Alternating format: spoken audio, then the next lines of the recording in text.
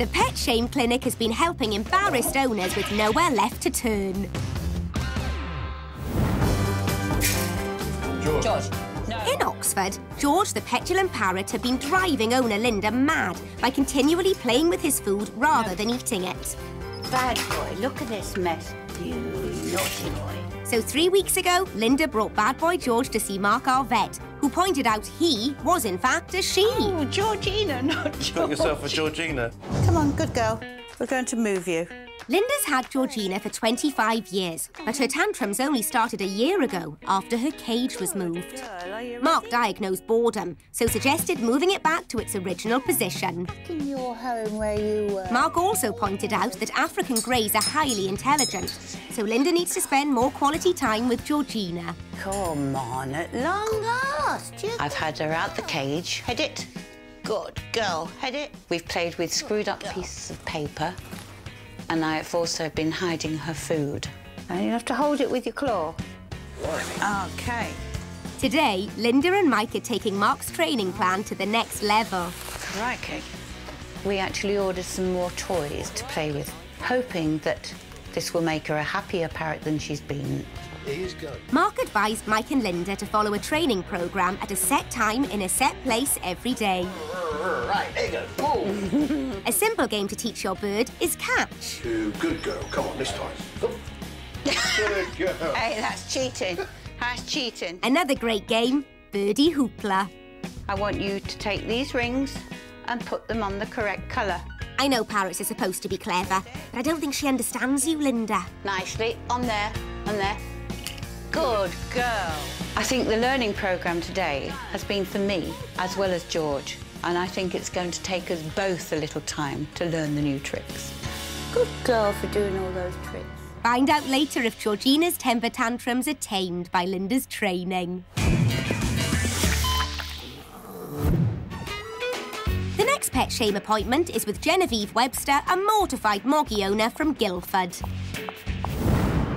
Genevieve decided to get a kitten for company 9 years ago, hoping she'd grow into a loving, affectionate cat she could cuddle up with.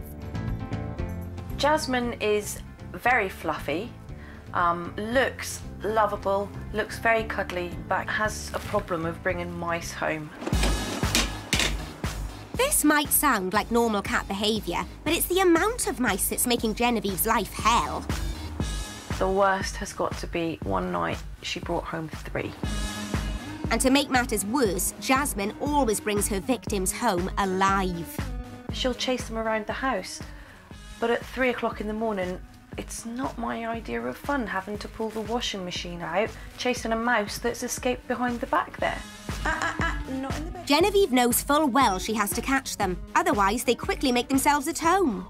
The worst has got to be the one that was still alive, living underneath my bed. I'd really like Jasmine to stop bringing me mice home. Come on.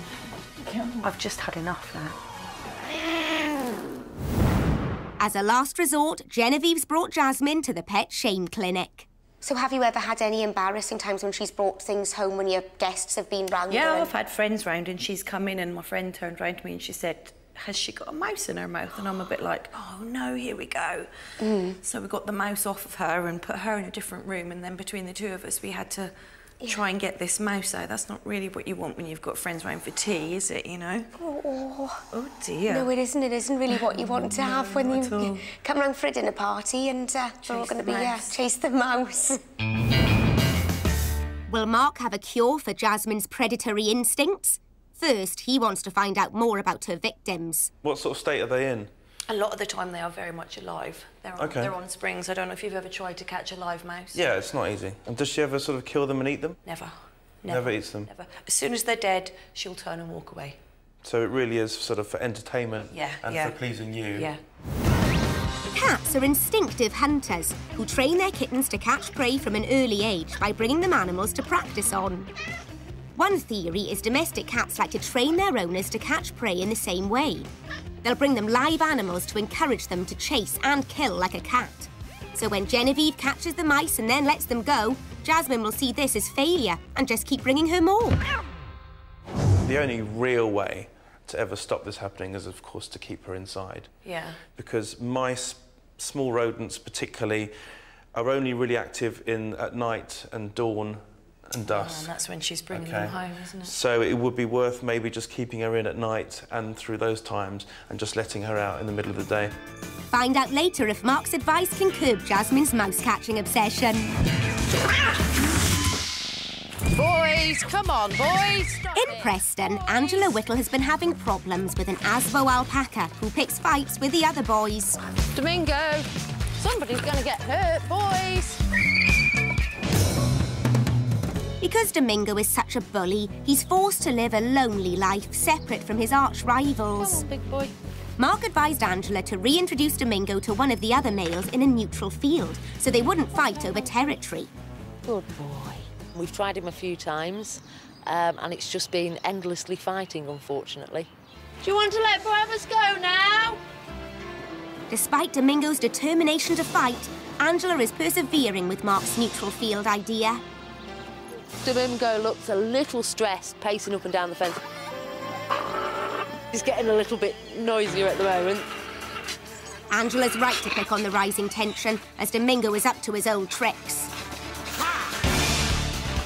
Boys, enough! Boys! The neutral territory hasn't dampened Domingo's aggression. No. And Angela knows rapid intervention is required to prevent an alpaca bloodbath. Boys, enough!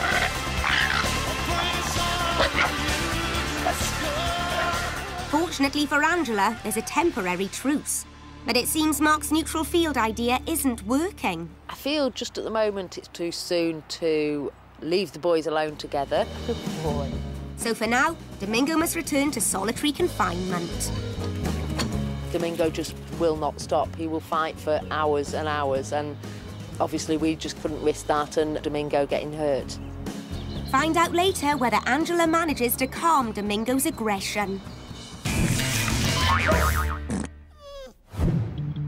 Time for our Pet Shame Gallery, where we look at other pet problems that are faced.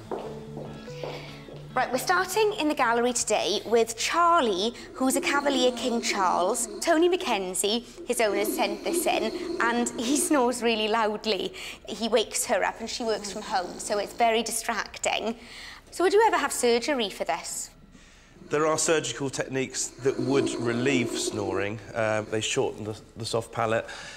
They make the sort of airways a lot clearer and less obstructed, but it's very rare for surgery to be actually justified because the dog's not suffering, and to put a dog through an anaesthetic, especially a short-nosed dog, which may have sort of a high anaesthetic risk, for the owner's benefit, it's unlikely you'd find a vet to do it. If you've got a happy dog, why rock the boat? The only advice I'd ever give to Tony, the owner, is get some earplugs. I think it's quite soothing. So our next one is Levi, the obese cat. He is huge. He's a big boy, isn't he? Now, Levi is owned by Lynn Pierce.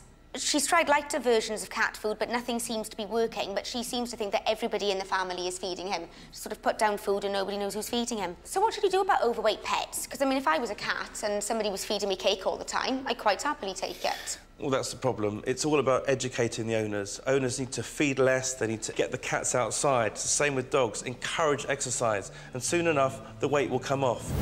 Our next one is Tolly. She's 11 years old and she's a Scottie dog. She's been sent in by Vivian Towers, and her problem is that she's incontinent.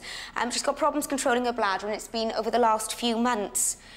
Viv has tried giving her barley water and parsley as a sort of natural remedy.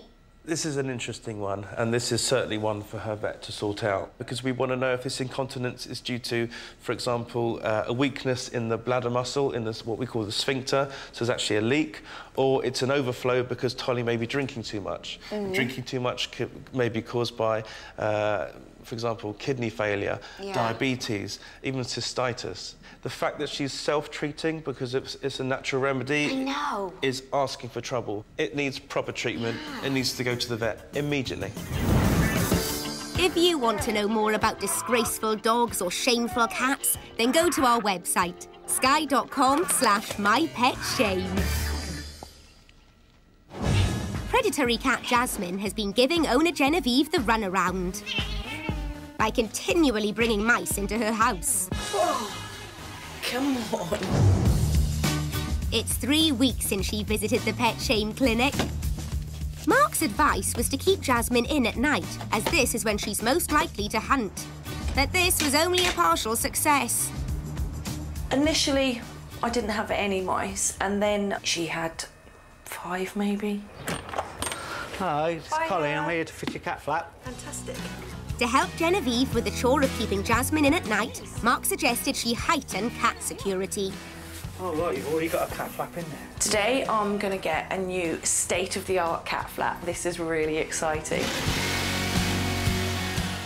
This high-tech cat flap is fitted with a daylight sensor, which will prevent Jasmine from going out during her favourite hunting time, at night.